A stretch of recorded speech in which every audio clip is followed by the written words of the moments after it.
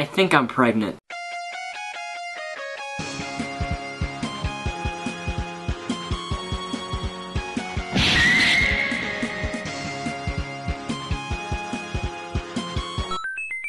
Good morning, my fellow reptiles. It is coffee time.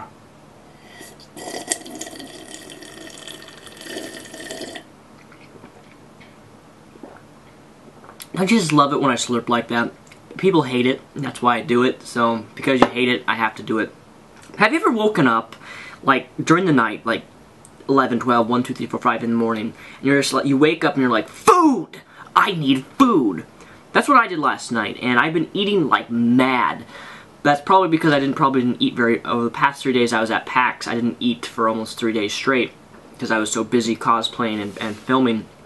But like last night I ate 4 waffles, I had 3 scrambled eggs, I made myself 6 pieces of bacon, I had curry, which is Indian food, all at that night, like within 30 minutes I ate and devoured everything, and I was still hungry afterwards and I just went right back to bed. But seriously, I'm so hungry all the time, I'm always eating, yet I just can't seem to gain any weight to my body. However, this is a coffee time vloggy. So, with that said, have you guys seen the new Cloud Atlas trailer? For those of you who don't know, Cloud Atlas was a book written in 2004 by a British author. And it's a very, very unique book. It takes place in the 19th century, and it goes into the future, into a post-apocalyptic era. I can't really explain to you. There's like...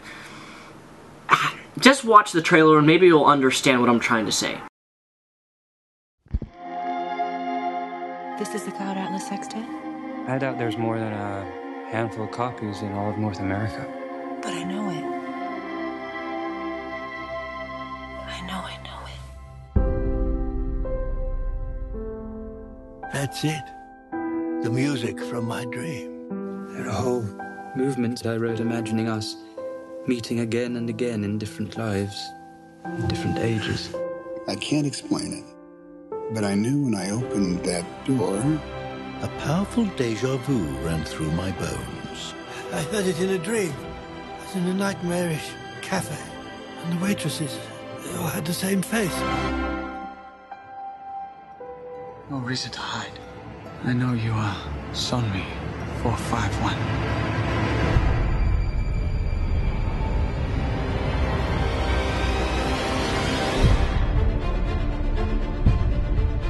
yesterday, my life was headed in one direction. Today, it is headed in another. You ever think the universe is against you? Fear, belief, love, phenomena that determine the course of our lives. These forces begin long before we are born and continue after we perish.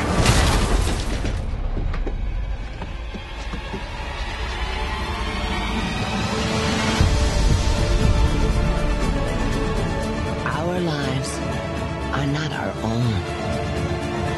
We are bound to others, past and present. And by each crime and every kindness, we birth our future. I won't let you go again.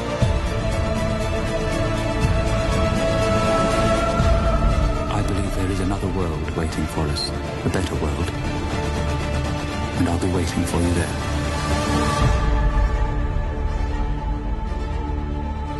Yes, I realize the film looks very confusing, but I'm very excited for this because I've read the book and I love the book. You just search it up on Wikipedia or something and you can read what the book's about so you can understand the trailer. But I'm really, really looking forward to this movie. It looks really well done, but then trailers, as we all know, can be very deceiving. I remember when Transformers 2 and 3 looked good on the trailer, I was like, oh man, this is going to be the best movie ever, and they sucked. They were terrible movies. Thank you, Michael Bay, for ruining my childhood. But on a more serious note, Cloud Atlas looks awesome. And I don't know how many people have read the book. I know I have. If you haven't read the book, you should read the book. It's pretty damn awesome. that reminds me, I had a very funny experience at PAX, which is Penny Arcade Expo in Seattle. I've made several videos on it, so you guys should know that I went to PAX.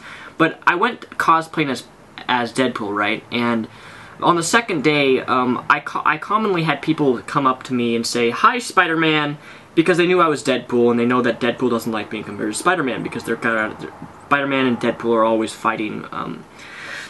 But anyway, normally when someone would say, "Hi, Spider-Man," I would put my middle finger up and I'd say, "Fuck you." You know, jokingly, because that's something Deadpool would do. Or he'd say, "Suck my dick." Not that I'd ever say that in just casual conversation, but as Deadpool, I need to say stuff like that because I'm trying to represent the character. But nonetheless, at this convention, PAX, this lady, like 30 years old, comes up to me and taps me on the shoulder, and I turn around and she's like, "You know, it's really, really disrespectful and rude for you to say fuck off to someone." Well, she didn't say that. She said, "I shouldn't be saying the F word to people like that. That's just very rude and disrespectful." And she came to me in my Deadpool costume, okay? She's a 30-year-old woman coming up to me, tapping me on the shoulder, saying that I shouldn't say that word. Or I shouldn't tell someone to fuck off as Deadpool. And I turned around to her and I looked at her right in the face in my Deadpool mask since she couldn't see what I looked like. And I said, "Oh really, ma'am? You have a problem with me saying fuck you?" And I turned my head like this. "Well, fuck you." I said this to her. Oh, I almost burst out laughing with her, just her eyes wide, and she's like, she was just shocked that I would say this to her. Apparently she doesn't know who Deadpool is, but nonetheless, I couldn't believe I said that. But, you know, I was Deadpool. That's something Deadpool would say. But after I said that to her, I said, "In all seriousness, madam, you're at PAX Prime, which has games rated M. Little kids are all running around here to begin with, and their parents are certainly fine with their kids seeing rated M games of people getting their heads blown off. There's profanity everywhere. There's people walking around half naked in thongs and cosplaying, and you have is it audacity or veracity? I always reverse the two, I don't know. But she had the guts to come up to me and tell me that I shouldn't say the word fuck. And I turned it around on her, and I said, after I politely told her to fuck off, I told her that she shouldn't be complaining because this is an event which is very mature and usually has a lot of older people and playing mature games. You know, it just doesn't make a whole lot of sense. I was just really shocked that I said that to her, but nonetheless, I thought it was really funny. And if she's watching this video by some chance, which I know she's not because I didn't give her a business card, that would have been funny, actually, to give her a business card and then she sees what I actually look like under the mask and I'm talking about her on YouTube. But some people, you know, if I want to say the F word, I can say the F word. I don't use profanity very often in my personal life.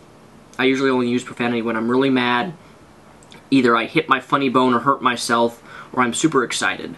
But I don't use profanity on a regular basis. But as Deadpool, you know, you gotta switch that up, because Deadpool, on the other hand, he uses profanity left and right. He says everything. No censor. So for those of you who don't know, I have my side channel, which is Humanoid Reptile. I'm doing a lot of gaming on that. I'm going to be posting one of my first game reviews on this channel of Transformers Fall of Cybertron and Darksiders 2. This is going to be where I am talking voice-over gameplay, and I'm actually going to be reviewing the game and showing different clips on why the game's weak, has strong points, why the game has weak points, what I like, what I don't like, graphic issues, you know, story.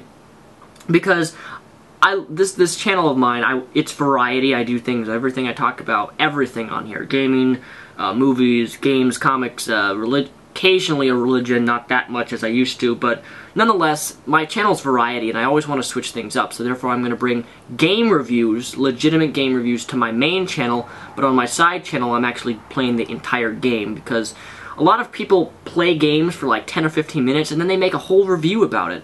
That's so dumb. I mean, if you're gonna review a game, play through the whole thing, invest like 15, 30, 40 hours into it before you make a stupid review saying how bad the game sucks.